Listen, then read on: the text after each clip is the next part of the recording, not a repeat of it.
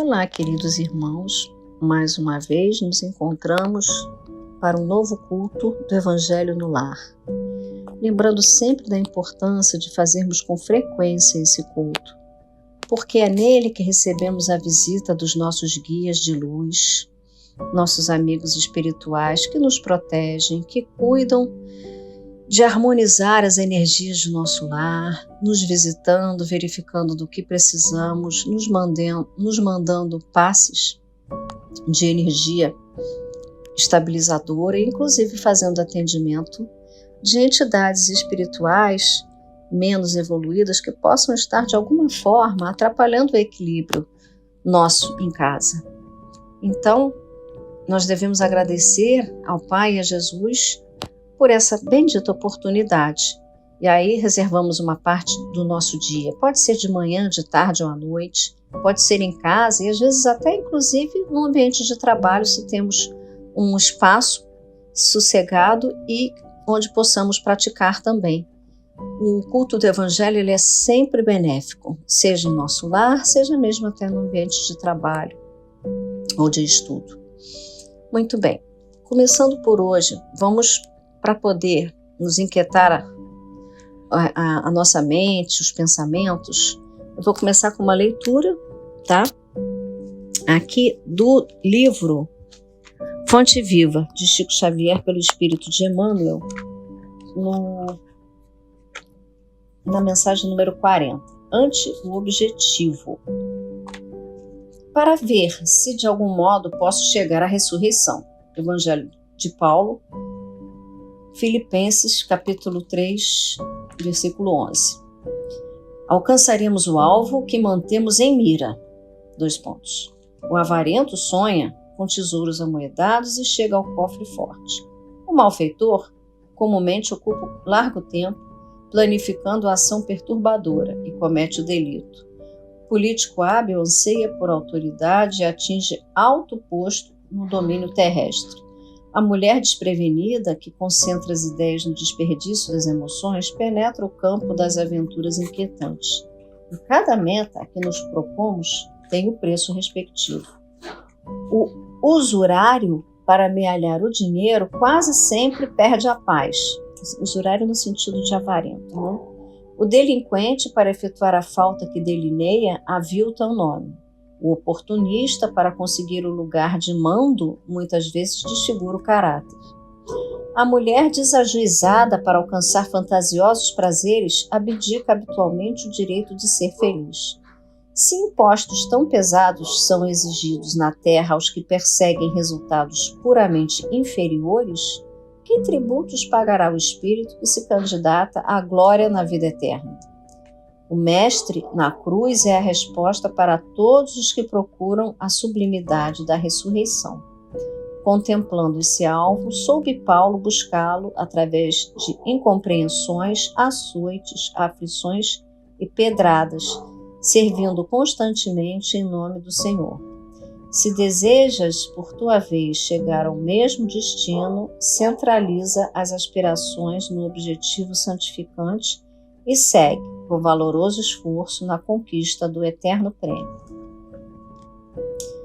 Bem, agora vamos nos concentrar na figura de Jesus e aí descansar os nossos pensamentos e preocupações com a vida cotidiana, com o trabalho e outras atribuições. E agora dedicar esse momento à reflexão íntima e também ao aprendizado das palavras, dos ensinamentos do nosso querido Mestre. Amado Pai, querido Mestre Jesus, abdicados guias e protetores espirituais, que sejam todos muito bem-vindos ao nosso lar, que possamos receber os ensinamentos e os fluidos necessários a nos estabilizar. E assim pedimos permissão para começar mais um culto. Em teu nome, Pai, de Jesus, que assim seja. Muito bem, hoje o tema que a gente vai estudar no Evangelho segundo o Espiritismo é o capítulo 15, que é Fora da caridade não há salvação, itens 6 e 7. Item 6. Necessidade de caridade segundo São Paulo. Ainda que eu fale as línguas dos homens e até mesmo a língua dos anjos, se não tiver caridade, sou apenas como um metal que soa, um sino que tine, e ainda que tivesse o dom da profecia e penetrasse em todos os mistérios e tivesse uma perfeita ciência de todas as coisas, e se tivesse toda a fé possível, capaz de transportar montanhas, se não tiver caridade, nada serei. E quando tivesse distribuído meus bens para alimentar os pobres, e houvesse entregado meu corpo para ser queimado, se não tiver caridade, tudo isso de nada me servirá. A caridade é paciente, é doce e benigna. A caridade não é invejosa, não é temerária e precipitada, não se enche de orgulho, não é desdenhosa, não procura seus próprios interesses, não se vangloria e não se irrita com nada. Não suspeita mal, não se alegra com a injustiça, e sim com a verdade. Tudo suporta, tudo crê, tudo espera e tudo sofre.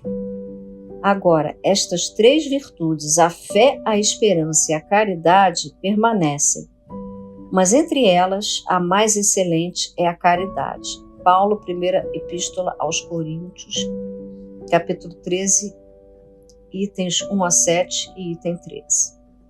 7. O apóstolo Paulo compreendeu tão claramente essa grande verdade que disse: ainda que eu tivesse a linguagem dos anjos, e ainda que tivesse o dom da profecia, e penetrasse em todos os mistérios, e ainda que tivesse toda a fé possível, capaz de transportar montanhas, se não tiver caridade, nada serei.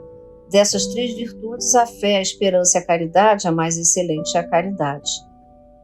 Coloca assim com clareza a caridade até mesmo acima da fé, porque a caridade está ao alcance de todos, do inculto, do sábio, do rico e do pobre, e é independente de toda a crença particular. E faz mais, define a verdadeira caridade, mostra-a, não apenas da beneficência, como também no conjunto de todas as qualidades do coração, na bondade e na benevolência para com o próximo. Bom, nesse texto a gente vê que a caridade é a maior das virtudes que a gente possa ter. E quando a gente é caridoso, a gente não é egoísta nem orgulhoso. A gente se afasta das verdadeiras chagas, né, da evolução do espírito, que é o egoísmo e o orgulho. E aí a gente vê também que o texto fala de caridade beneficente e benevolente. O que é? Qual é a diferença, na verdade, desse tipo de caridade? Beneficente realmente no sentido de doar algum recurso, né? Recursos, bens materiais, para ajudar algum necessitado. Mas a benevolência, essa é ser bom, ser caridoso no sentido de prestar um auxílio. Esse auxílio já não vai ser material, esse vai ser um auxílio, pode ser um trabalho voluntário, pode ser um ombro. Na verdade, essa caridade, ela é uma caridade que pode ser praticada por alguém que não tenha muitos recursos, porque não depende de doar bens, nem moeda, não é uma esmola, mas é oferecer um ombro, oferecer um abraço, muitas vezes o ouvido. Isso são formas de conforto que uma pessoa pode estar precisando. É uma visita, às vezes, a um hospital para algum doente, não necessariamente uma pessoa que conhecemos, mas para alguém trazendo palavras de esperança, de conforto. Enfim, muitas pessoas ficam achando que a caridade basicamente é em doar aquilo que não lhes serve mais. A gente manda, vai ter um brechó, algumas roupas que a gente não usa mais, sapatos ou bens, a gente entrega e está fazendo caridade. É claro que isso é um tipo de caridade, mas a caridade verdadeira, maior, ela está na nossa disposição íntima, na nossa disposição, na nossa proatividade de fazer o bem. Então, seria uma manifestação de várias formas. O próprio pensamento de bondade para com alguém, conselhos que a gente possa dar, alimentos e recursos na hora certa, e aí voltamos a falar da beneficência. dar uma força que reanima uma pessoa, separar um dia para poder trabalhar de graça. A gente vê tantos dentistas, médicos, psicólogos já fazendo isso, ter um dia de trabalho gratuito. Enfim, a caridade, ela se expressa em inúmeras e variadas formas. E o importante é a gente ter dentro do nosso coração a bondade e a empatia para com o próximo, com o sofredor.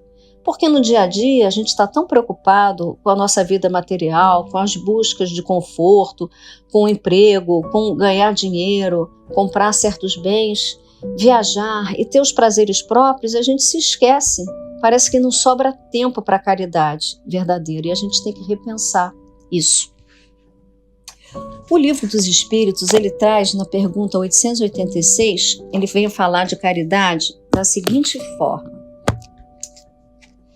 Pergunta 886. Qual o verdadeiro sentido da palavra caridade como a entendia Jesus?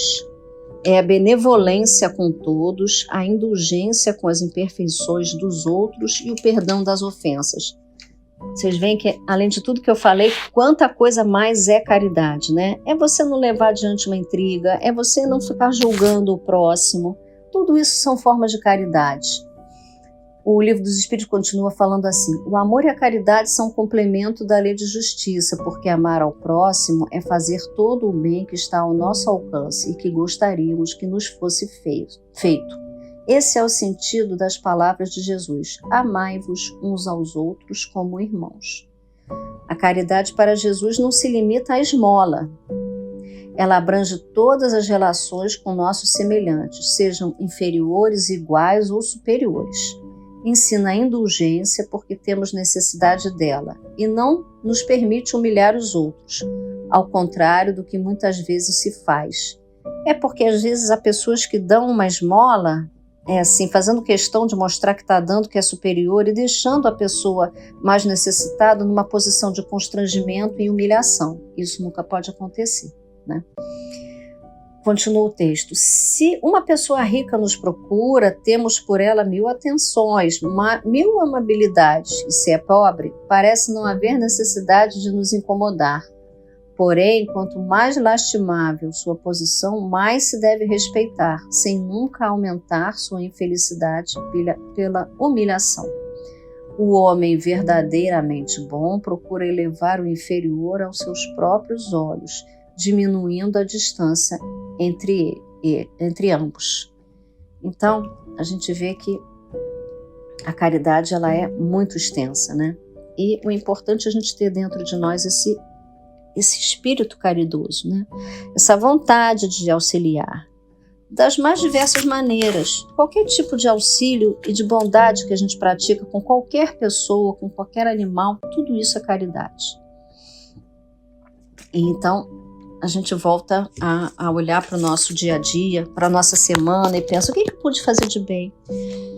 Tinha uma pessoa, às vezes um funcionário nosso está tão desesperado e a gente dá uma palavra de conforto, a gente lê uma mensagem de um livro de autoajuda e, se for necessário, sim, a gente pode ajudar de uma forma doando um alimento, doando alguma coisa que a pessoa precise, mas mais do que o material, o importante é essa doação psicológica, essa doação que conforta, que ela é ainda melhor.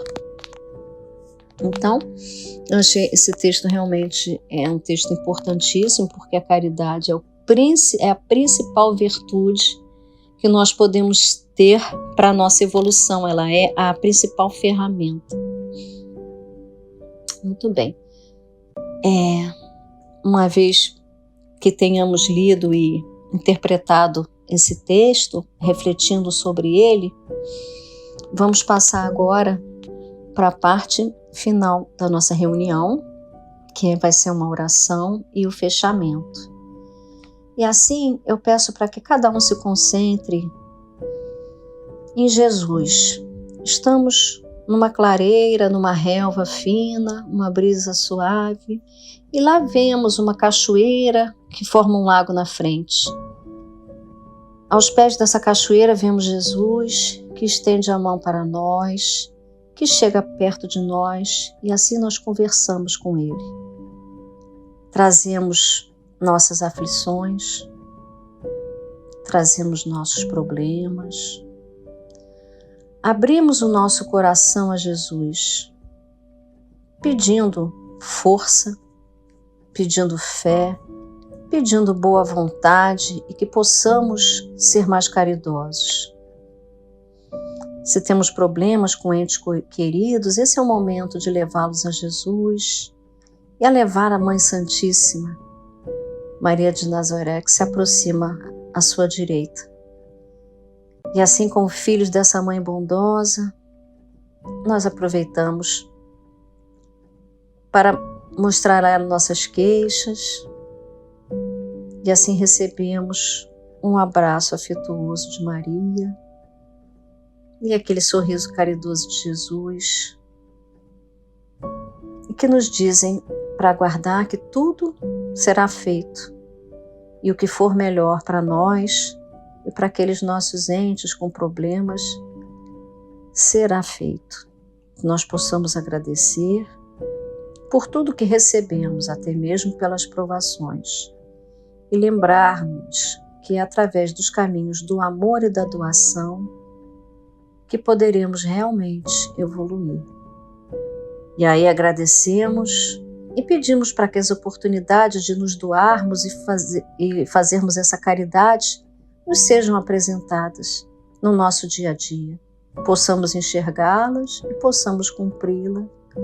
Em nome de Deus, em nome de Jesus, de Maria e da espiritualidade amiga. Em nome da nossa própria evolução.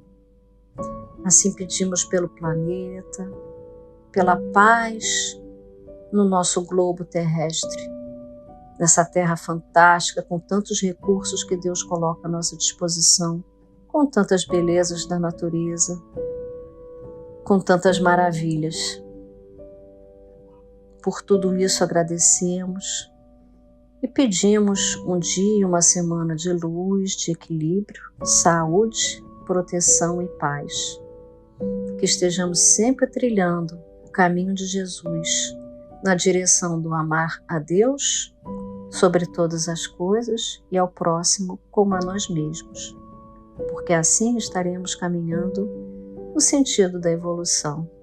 Amar ao próximo e ver no próximo um irmão e ajudá-lo sempre que for preciso, sem precisar mostrar a quem, sem se vangloriar disso. Esse é o verdadeiro caminho, sem esperar nada em troca. Essa é a verdadeira caridade. E que assim seja, que estejamos com esse ensinamento em nossos corações. E assim terminamos mais uma reunião. Graças a Deus. Obrigada, Pai. Obrigada, Jesus. Obrigada, Mãe Santíssima. E obrigada, queridos guias, nossos anjos da guarda, nossos guias espirituais. Espíritos de luz que sempre nos acompanham e nos protegem. Agradecemos por tudo. Graças a Deus. E assim terminamos mais um culto no lar e aproveitamos para beber a água fluidificada que foi colocada no início da reunião.